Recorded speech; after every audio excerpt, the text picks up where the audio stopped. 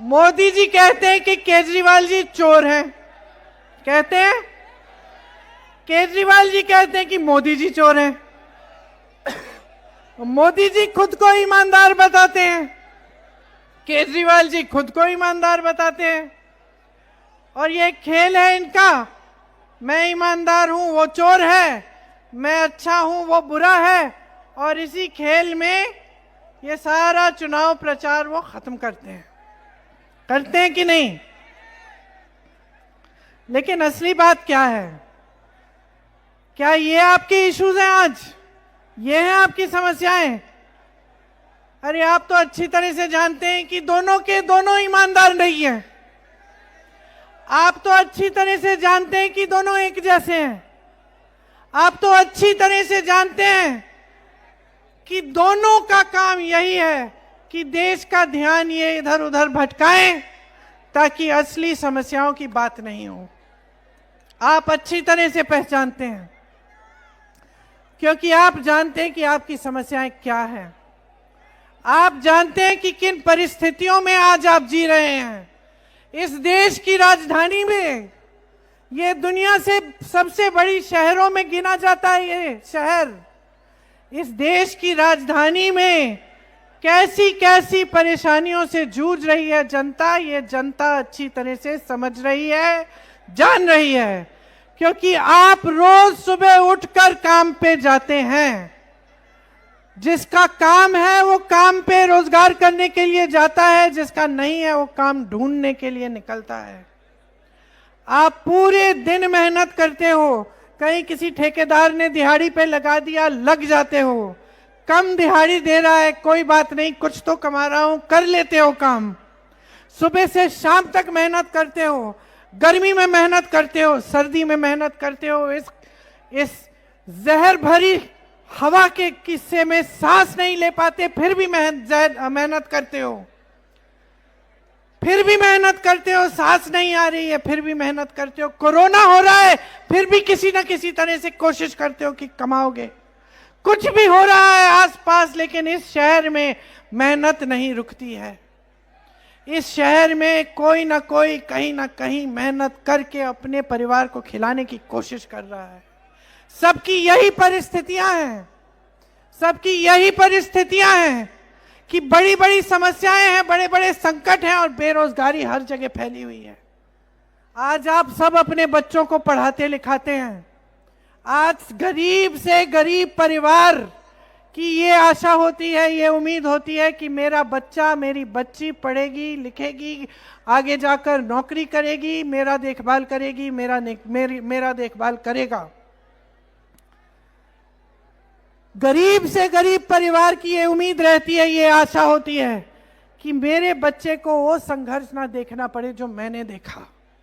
हर माँ बाप यही चाहता है, मैंने संघर्ष किया, मुझ पे जो संकट थे वो मेरे बच्चे के सर पे ना आए, मेरे बच्चों को अपने कंधों पर वो बोझ ना उठाना पड़े जो मैंने अपने कंधों पर उठाया। तो आज के दिन में सब अपने बच्चों को पढ़ाना चाहते हैं, लिखाना चाहते हैं, सब चाहते हैं कि बच्चों की तरक्की हो।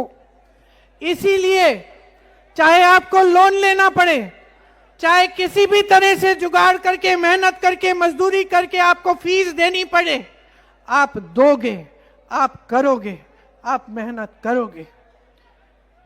आपकी कोई मदद नहीं हो रही है आज के दिन। सच्चाई ये है, सच्चाई ये है कि आप अपने बच्चों को पढ़ाने लिखाने के लिए सब कुछ कर रहे हो, फिर भी ये उम्मीद नहीं रख सकते कि उनको रोजगार मिलेगा। सच्चाई ये है कि मैं कल परसों कहीं पार्क में घूम रही थी और मैंने देखा कि एक महिला अच्छा सा सुंदर सा कोट पहने हुए, अच्छे से जूते पहने हुए माली का काम कर रही है। तो मैंने कहा, तुम यहाँ क्या कर रही हो? कहा, मैं माली का काम कर रही हूँ। मैंने कहा, कैसे? बोला, ठेके पे है। कितनी दिहाड़ी मिलती है? वही जो मिलती है। तो मैंने कहा, पढ़ाई कितनी की है तुमने? दीदी, मैंने एमएससी की है। एमएससी की है, माली का काम कर रही है पार्क में, वो भी दिहाड़ी पे, वो भी ठेकेदार के लिए। ये परिस्थितियां हैं आज ये परिस्थितियां हैं कि आपके बच्चे की जो फीस है वो आप भर नहीं पा रहे हो। आप सुबह उठती हो, अपने बच्चों को वर्दी पहनाती हो स्कूल के लिए, वर्दी पे जीएसटी है, महंगी है। मोजों पे जीएसटी है, जूतों पे जीएसटी है, पढ़ाई की किताबों पे जीएसटी है, पेंसिल पे, पेन पे जीएसटी है, दांत मंजन करते हो मंजन पे जीएसटी है, हर चीज पे टैक्स है। पेट्रोल डीजल महंगा है। आप सुबह उठते हो, ब्रेड मक्खन खिलाते हो बच्चे को, मक्खन पे जीएसटी है, ब्रेड पे जीएसटी है, चाय पे जीएसटी है, दूध पे जीएसटी है, हर चीज पे जीएसटी है, हर चीज पे टैक्स भर रहे हो, हर चीज महंगी हो रही है, गुजारा नहीं हो रहा है।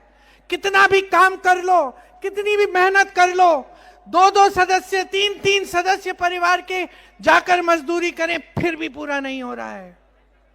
और ये इस शहर में हो रहा है जहां देश भर से पलायन करके लोग आते हैं। किस लिए? रोजगार ढूंढने के लिए। एक जमाने में किस लिए आते थे? कि सरकारी नौकरी मिल जाएगी। लाइन लगी रहती थी नेताओं के घर के बाहर कि हमारे लिए सरकारी नौकरी हो जाए, हमारा जीवन बन जाएगा, हमें पेंशन मिलेगा, अच्छा हम रिटायर हो जाएंगे तो भी घबराहट नहीं होगी, सुरक्षित रहेंगे, कुछ कुछ आते रहेगा। सच्चाई ये है कि आजकल हमारे बच्चों की भी महत्वाकांक्षाएं बढ़ गई हैं। मेरी बहनें यहाँ बैठी हैं, आप भी काम करती हो, मजदूरी करती हो, जॉब करती हो, कहीं ना कहीं आप काम करती हो, घर आती हो, फिर भी नहीं आराम नहीं कर सकती। हमारे समाज में महिला सबसे ज्यादा बोझ उठाती है, महंगाई का बोझ सबसे ज्यादा महिला उठाती है, हर तरह से। सिर्फ इस तरह से नहीं कि वो जो दुकान जाती है और जो 5 चीजें खरीदनी है उसमें से 3 मिलती हैं, 2 छोड़ के आ जाती है। सिर्फ इस तरह नहीं कि बच्चों के लिए खाना बनाती है, परिवार के सदस्यों को खिलाती है और वो भूखी सो जाती है। सिर्फ इसलिए नहीं कि जब समाज में गुस्सा पैदा होता है, नाराजगी पैदा होती है, बेरोजगारी बढ़ती है, तो घर पे जो मुश्किलें हो उस पे बरसती हैं। सिर्फ इसलिए नहीं कि कुछ भी करके अपने बच्चों को बड़ा होते हुए देखती है, पढ़ाती है, लिखाती है, संघर्ष करती है, सेवा करती है, हमेशा अपने आप को आखिर में रखती है, फिर भी अपने बच्चों के लिए कुछ कर नहीं पा रही है आज। इसलिए समाज का बोझ सबसे जो गहरा बोझ है, सबसे जो भारी बोझ है, वो महिला ही लेती है। आज हमारी बच्चों की महत्वाकांक्षाएं बदल गई हैं। आज छोटे से छोटे बच्चे अपने माँ बाप से सबसे पहले फोन मांगेंगे, फिर बोलेंगे कि देखो हम सोशल मीडिया पे देख रहे हैं, सोशल मीडिया पे देख रहे हैं कि वो फलानी कमीज चाहिए हमको, वो पैंट चाहिए, वो जूते चाहिए 500 रुपए के, हमारे दोस्तों के पास है, और माता पिता सोच रहे हैं कि हमें किसी ना किसी तरह से इसको भी दे देना चाहिए। तो महत्वाकांक्षाएं बढ़ रही हैं। सोशल मीडिया पे सब कुछ दिख रहा है कि अमीर लोग किस तरह से ऐशो आराम में जी रहे हैं, कि इस देश में अडानी जी और अंबानी जी की शादियां किस तरह से हो रही हैं। जितना बड़ा ये है, जितनी बड़ी ये किताब है हमारी संविधान की, उतने बड़े बड़े गहने हैं इनके, मोटे मोटे, पूरा देश देख रहा है। ये जी रहे हैं आराम में, ये ऐश कर रहे हैं, इस देश की संपत्ति इन्हें दी जा रही है। मोदी जी सब कुछ अडानी जी को दे रहे हैं, सब कुछ अंबानी जी को दे रही हैं। देश की बिजली, देश के कोयले के खदान, देश के बंदरगाह, देश की जमीन, देश के हवाई अड्डे, देश का पेट्रोल, सब इनका। अरे किसका है ये? किसका है ये? आपके बच्चों का है, ये आपका है। किसी को हक नहीं है कि मुफ्त में किसी को दे दिया, पकड़ा दिया। किसी का हक नहीं है कि इस देश की जनता को इस तरह से अपमानित किया जाए, चाहे प्रधानमंत्री हो, मुख्यमंत्री हो, कोई भी हो। अपना कर्तव्य भूल गए हैं, ये गुलाम बन गए हैं बड़े उद्योगपतियों के। ये देश गुलामी से निकला है। इस देश के नेताओं को खड़ा होना चाहिए। इस देश के नेताओं का कर्तव्य है कि इस देश को बेचे नहीं, लेकिन इन दोनों ने इस देश को बेचा है। ईमानदारी का मुखौटा है इनका। इनके 10 सालों का राज देखो, क्या मिला है जनता को। मैं अभी जहां से आ रही हूं मुझे बताया गया, देखो ये जो मकान है ये इंदिरा जी ने दिलवाए थे। मैंने एक बात कही वहां, ये इंदिरा जी ने दिए नहीं थे, ये इंदिरा जी ने अपना कर्तव्य समझा कि ये पैसे जनता के हैं, जनता के मकान बनेंगे इन पैसों से। इसी शहर में इंदिरा जी का वास है, जहां आज म्यूजियम बना है। जाके देखिए, कभी मौका मिलता है, फुर्सत मिलती है, जाके देखिए, आप चौंक जाएंगे कि देश की प्रधानमंत्री थी और इस ऐसे, ठीक है घर अच्छा है, सही सा घर है, छोटा नहीं है, लेकिन सादगी का जीवन था, वो हर जगह दिख रहा है उस घर में। और यहां क्या राजमहल, शीश महल बन रहे हैं। जब देश में कोविड था, लोग सड़कों पे मर रहे थे, इलाज नहीं हो रहा था, डॉक्टर थके हुए थे, कितने मरीज हैं, अस्पताल कम है, दवाई नहीं हो रही है, समझ में नहीं आ रहा है कैसी बीमारी है। पूरी दुनिया इसमें इस संकट में थी, हम भी संकट में थे, सब संकट में थे। मोदी जी क्या कर रहे थे? 20,000 करोड़ रुपए के खर्चे का प्लान बना रहे थे कि पार्लियामेंट और इंडिया गेट का सुंदरीकरण होगा। 20,000 करोड़ रुपए का। किसके पैसे थे वो? मोदी जी के जेब से निकल रहे थे। मोदी जी के अपने पैसे थे क्या? आपके पैसे थे। समझ लो इस बात को, स्पष्ट होना चाहिए आपके दिमाग में। इस देश में एक परंपरा रही है कि नेता सादगी से जीते हैं। आज मोदी जी केजरीवाल जी की आलोचना कर रहे हैं कि केजरीवाल जी ने शीश महल बनाया। वाह, कैसा महल बनाया अपने लिए, लाखों के दरवाजे, संगमरमर, सब कुछ अपने लिए बनाया। किसके पैसे से? वो करोड़ों का शीश महल किसके पैसों से बना है? जोर से बोलो, हमारे पैसों से बना है, केजरीवाल के जेब से नहीं गए। आप जो मीडिया में इश्तिहार देखते हैं, देखे आपने, बड़े बड़े देखे हैं अखबारों में, जो एक पन्ने का बड़ा इश्तिहार आता है ना, आप देखना 5 तारीख को जब अखबार खोलोगे ना, तो एक तरफ केजरीवाल जी दिखेंगे इतने बड़े बड़े, दूसरी तरफ मोदी जी दिखेंगे। दिखेंगे कि नहीं? आपको क्या लगता है कितने का होगा वो इश्तिहार? कितने का होगा? कुछ 1000 रुपए का? कितने का है? इमरान बताओ कितने का है? 50 की 15? अच्छा, कह रहे हैं कि बड़े बड़े अखबारों में 50 लाख, छोटे अखबारों में 5 लाख, मध्य वालों में 15 लाख। एक पन्ना। मोदी जी के इश्तिहार कहां कहां जाते हैं? हर अखबार में, पूरे देश भर में, जहां चुनाव है भी नहीं वहां पे भी लगते हैं।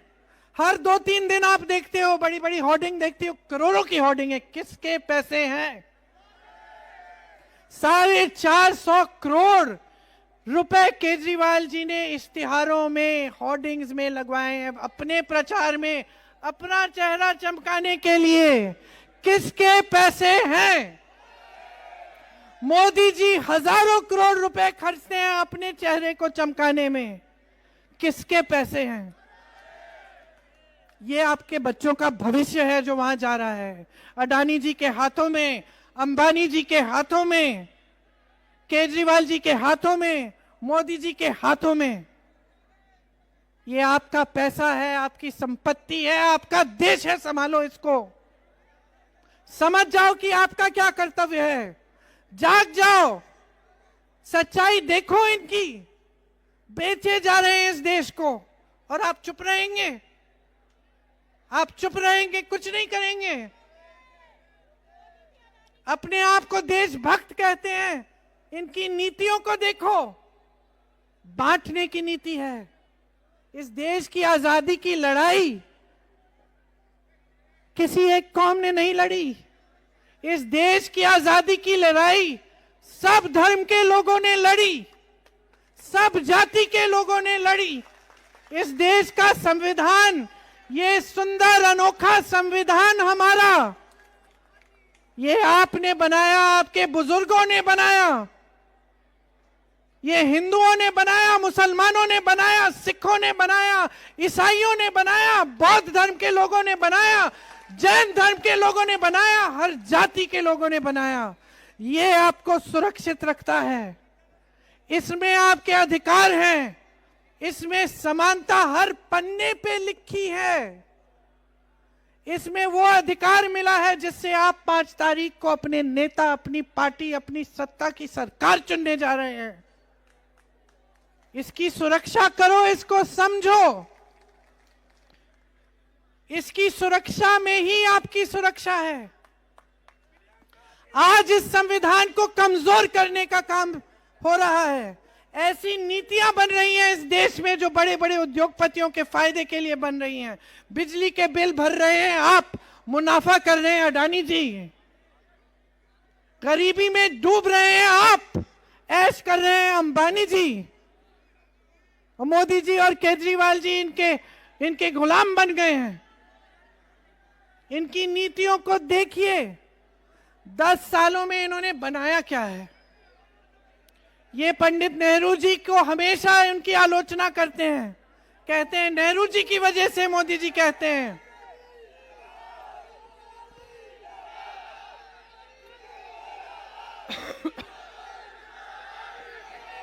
मोदी जी कहते हैं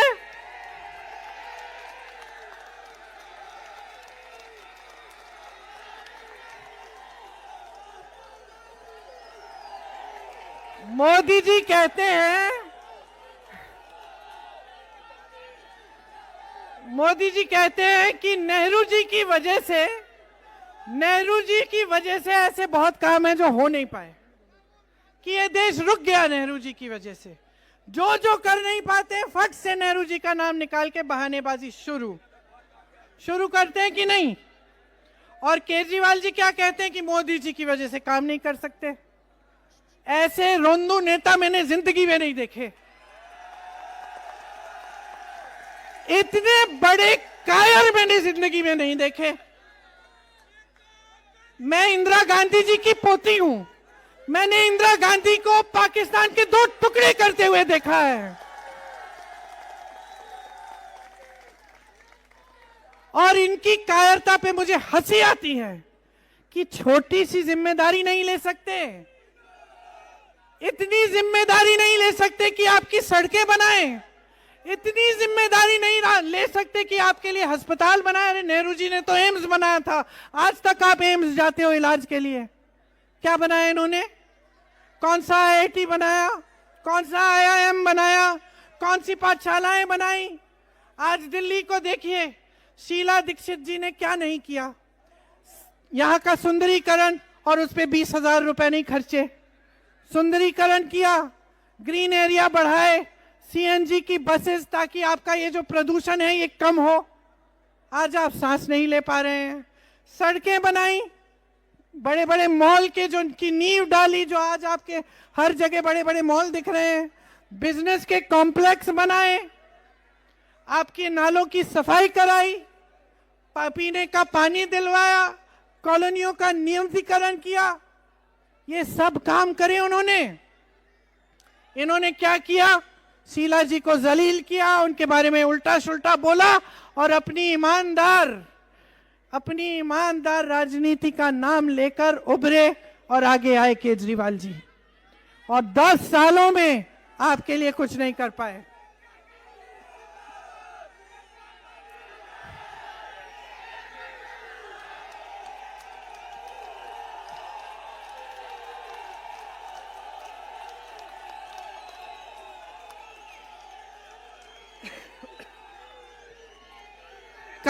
काम करने वाला इंसान, याद रखिए कि जो इंसान काम करता है, जो सचमुच काम करता है, वो अपना ढिंडोरा नहीं पीटता। वो हर जगह जाकर ये नहीं कहता कि मैंने किया। मैं देख रही थी संसद में, इन्होंने मिडिल क्लास के लिए एक वो टैक्स स्लैब बदल डाला। ऐसे ऐसे करके मोदी जी जो तालियां अपने लिए बजा रहे थे, मैं सोच रही थी कि काम आपने किया, ताली भी आप बजाएंगे। अरे ताली तो किसी और को बजाने दो। और उस पूरी बजट में भाइयों सुनो, उस पूरी बजट में 1 घंटे के लिए वित्त मंत्री ने पढ़ी बजट, ये वो एक मुद्दा, दूसरा मुद्दा, तीसरा मुद्दा, उस पूरे 1 घंटे की बजट में महंगाई की एक बात नहीं हुई, एक बात नहीं हुई, क्योंकि ये लोग कट चुके हैं, आपसे कट चुके हैं। जहां से मैं आ रही हूं सीमापुरी में, मुझे बताया गया जब हैजा का रोग था तो राजीव गांधी, मेरे पिताजी प्रधानमंत्री थे, वो गए वहां पे पहुंचे। अरे कोरोना हुआ, देश भर में हुआ, मैंने आपको बताया, लाशें हर जगह, बताने की क्या जरूरत है, आपने देखा हर परिवार का कोई ना कोई सदस्य बीमार था या गुजर गया। मोदी जी आए अपने घर से बाहर, ये जो 8-10 किलोमीटर दूर इनका घर है, मोदी जी निकले, मोदी जी ने हालचाल पूछा। आज जिस संकट में आप हैं, कब दिखते हैं मोदी जी? इससे दुगने मंच पे दिखते हैं चुनाव के समय, और जब चुनाव नहीं होता तब कहां दिखते हैं? अमेरिका में दिखते हैं, जापान में दिखते हैं, चीन में दिखते हैं, अफ्रीका में दिखते हैं, यूरोप की बड़ी बड़ी शहरों में दिखते हैं। कभी किसी से हाथ मिला रहे हैं, कभी किसी प्रधानमंत्री से गले मिला रहे हैं, कभी किसी राष्ट्रपति से गले मिला रहे हैं, लेकिन न सीमापुरी आएंगे, न यहां आएंगे, न ओखला जाएंगे, न जंगपुरा जाएंगे, अपनी दिल्ली में नहीं दिखेंगे। कोई मतलब ही नहीं है, कोई मतलब ही नहीं है। आदत जो बिगाड़ दी है आपने, आदत बिगाड़ दी है भाई और बहनों। एक समय में प्रधानमंत्री किसी के घर में जाता था, डांट खा लेता था, मैंने आंखों से देखा है, मैंने आंखों से देखा है। मेरे पिताजी एक गांव में मुझको लेकर गए, अमेठी में, वहां एक महिला ने खूब कस के डांटा कि राजीव भैया आए तो हो, प्यार तो करते हैं तुमसे, लेकिन यहाँ की सड़क बनाई नहीं, और जब तक यहाँ की सड़क बनाओगे तब तक प्यार मिलेगा, वोट नहीं मिलेगा। और मेरे पिताजी ने उसी समय, मैं 10 साल की थी, मेरे पिताजी ने मुझे समझाया, मेरे पिताजी ने मुझे समझाया कि इसको कहते हैं जागरूक जनता, कि बेटी ये देश मजबूत तब तक रहेगा जब तक इसकी जनता अपना हक समझेगी कि किसी भी नेता को डांट सकती है, सवाल उठा सकती है। आज पूछिए ना सवाल मोदी जी से, पूछिए, जेल में डाल देंगे। एक इंसान पूछता है सवाल इनसे, राहुल गांधी, एक राहुल गांधी इनसे सवाल पूछता है। ये प्रधानमंत्री अपने घर से निकलते नहीं है, और वो राहुल गांधी 4000 किलोमीटर पैदल चलता है इस देश की एकता के लिए, आपके लिए। लेकिन मैं कह रही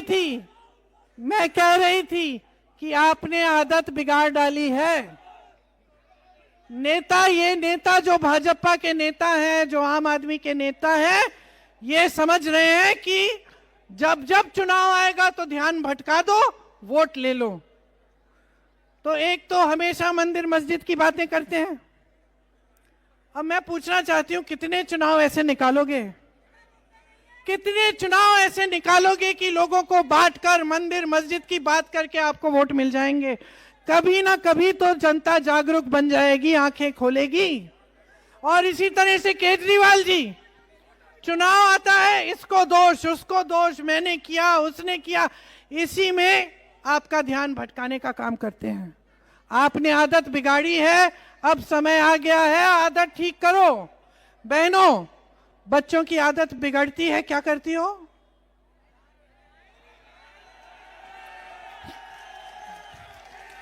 एक बार मारा मैंने थप्पड़, एक ही बार मैंने अपने बेटे को थप्पड़ मारा, लेकिन डांटा बहुत बार, डांटा हर बार जब उसकी आदत बिगड़ने की देखी मैंने, या अपनी बेटी की तब डांटा, समझाया, तो अब नेताओं को भी समझाओ। बच्चे को टोक सकते हो, नेता को टोको, नेता को सिखाओ कि हमारी बात करो। चुनाव के समय हमारे सामने आओगे, मंच पे खड़े होगे, बताओ हमारी नालियां कैसे साफ कर रहे हो, बताओ हमारे पैसे कैसे खर्च रहे हो, बताओ हमारी सड़कें ठीक कब होंगी, ये जो ट्रैफिक है जिसमें हमें घुसना पड़ता है, बताओ हमें इसको ठीक कैसे करोगे, ये जो प्रदूषण है, ये जो हवा जिससे हमें हमारी सांस बंद हो रही है, इसको साफ कब करवाओगे। समझाओ इन नेताओं को, हम सबको सबक सिखाओ। इस मंच पे बैठे जितने भी नेता हैं, मैं भी, मुझे समझना चाहिए कि मेरा कर्तव्य क्या है आपके प्रति। मुझे अपनी जिम्मेदारी का एहसास होना चाहिए, जैसे एक मुखिया का एहसास होता है अपने परिवार की जिम्मेदारी लेने का। गैर जिम्मेदार मत बनने दो और जानकारी लो। अब जानकारी लो कि भाई कांग्रेस पार्टी के ये नेता हैं। आज प्रियंका ने तो भाषण अच्छा दे दिया, लेकिन बोल के क्या गई है? जानकारी लो कि ये कर्नाटक में जहां कांग्रेस की सरकार है, राजस्थान में जहां कांग्रेस की सरकार थी, तेलंगाना में जहां कांग्रेस की सरकार है, हिमाचल में जहां कांग्रेस की सरकार है, क्या वाकई जनता के पैसे वापस जनता की जेब में डाले जा रहे हैं? क्या ये सच है कि उन सरकारों में जो जनता की संपत्ति है वो जनता की स्कीमों में जा रही है? जानकारी लो। अपने रिश्तेदार हैं, दोस्त हैं वहां उन प्रदेशों में, उनसे पूछो। आप पूछोगे तो आपको पता चलेगा कि क्या क्या हो रहा है। आपको पता चलेगा कि हिमाचल में, तेलंगाना में, कर्नाटक में, झारखंड में महिलाओं को हर महीने कुछ ना कुछ दिया जा रहा है, पैसे दिए जा रहे हैं। हिमाचल में 1500, कर्नाटक में 2000, झारखंड में 2500 रुपए हर महीने महिलाओं को दिए जा रहे हैं। क्यों? क्योंकि हम आपके संघर्ष को पहचान रहे हैं। आपको पता चलेगा, आप पता करेंगे तो आपको पता चलेगा कि राजस्थान में जब कांग्रेस की सरकार थी, मध्य प्रदेश में जब कांग्रेस की सरकार थी, छत्तीसगढ़ में जब कांग्रेस की सरकार थी, आज तेलंगाना में और कर्नाटक में कांग्रेस की सरकारें हैं, किसानों के कर्ज माफ हो रहे हैं। आप पता करेंगे तो आपको पता चलेगा कि कर्नाटक, तेलंगाना और झारखंड में 200 यूनिट बिजली फ्री आज के दिन मिल रही है। आप पता करेंगे तो आपको पता चलेगा कि राजस्थान में जब हमारी सरकार थी तो 25 लाख तक मुफ्त इलाज मिल रहा था। लोगों की हार्ट की सर्जरी, कैंसर का ट्रीटमेंट, आंखों की सर्जरी सब मुफ्त में मिल रही थी। आपको पता चलेगा कि आज के दिन तेलंगाना में 10 लाख तक मुफ्त इलाज मिल रहा है। हिमाचल प्रदेश में कैंसर के मरीजों को मुफ्त इलाज मिल रहा है। हिमाचल प्रदेश में बुजुर्गों का इलाज उनके घर में हो रहा है। ये सब आज के दिन जहां कांग्रेस की सरकारें वहां हो रहा है, यहां भी हो सकता है। यहां कांग्रेस आपको इस आधार पर गारंटी दे रही है कि करके अन्य प्रदेशों में दिखा रही है। राजस्थान में पहली बार गिग वर्कर का बिल आया, मतलब एक विधेयक आया जिससे जो ओला, उबर, जोमैटो डिलीवरी वाले जो लोग हैं, जो डिलीवरी में काम करते हैं, उसके लिए के इंतजाम किए गए।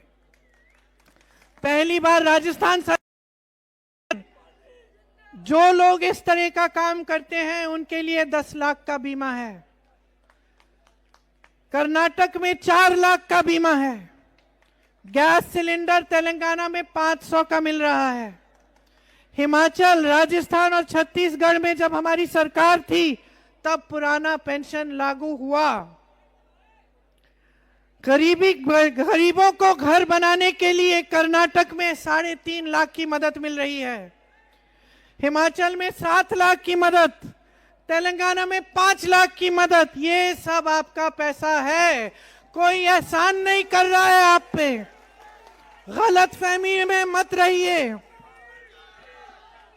गलतफहमी में मत रहिए, ये कोई आसान नहीं कर रहा है। कांग्रेस की सरकारें सिर्फ एक काम कर रही हैं, अपने कर्तव्य को समझ रही हैं, पहचान रही है कि जनता की संपत्ति जनता के हाथों में रहनी चाहिए। ये बात आप हमेशा याद रखिए, हमेशा के लिए याद रखिए। एहसान आप कर रहे हैं।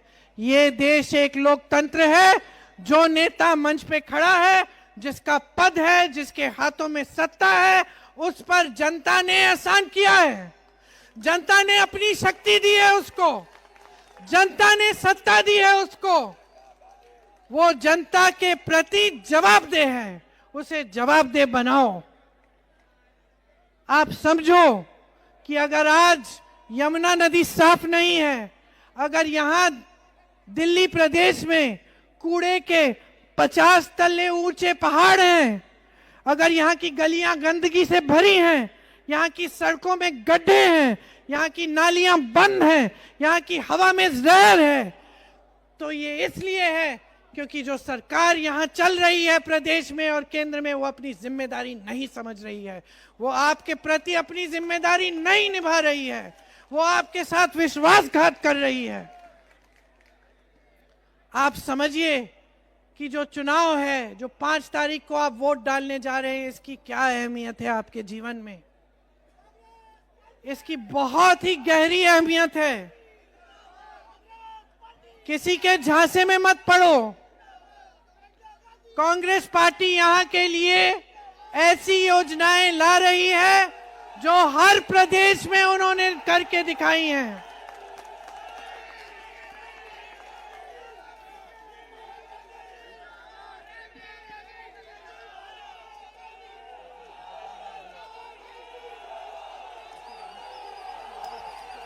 ले आओ एक बार कांग्रेस की सरकार,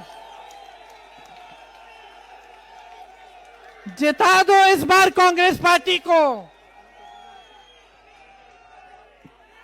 जो आपके हक के लिए लड़ते हैं उनको आगे लाओ, जो आपके हक को कमजोर करते हैं उनको पीछे ढकेलो, उनको सबक सिखाओ। जो कांग्रेस की योजनाएं हैं वो आपके लिए बनती हैं, कांग्रेस की नीतियां आपके लिए बनती हैं। प्यारी दीदी योजना, जिसके तहत 2500 रुपए महिलाओं को हर महीने मिलेंगे। जीवन रक्षा योजना, जिससे 25 लाख तक मुफ्त इलाज यहां दिल्ली में आपको मिलेगा। युवा उड़ान योजना, जिससे आपको अप्रेंटिसशिप मिलेगी, युवाओं को 8,500 रुपए हर महीने 1 साल के लिए मिलेंगे, जब तक वो अपने पैरों पे ना खड़ा हो जाए। फ्री बिजली की योजना मिलेगी, 300 यूनिट मुफ्त मिलेंगे। महंगाई से मुक्ति की योजना, जिससे 500 में आपको सिलेंडर मिलेगा, फ्री राशन का किट मिलेगा। कांग्रेस को जिताओ, हमारे उम्मीदवार को जिताओ। आइए आगे आइए, हाजी साहब को जिताइए, कांग्रेस की सरकार लाइए।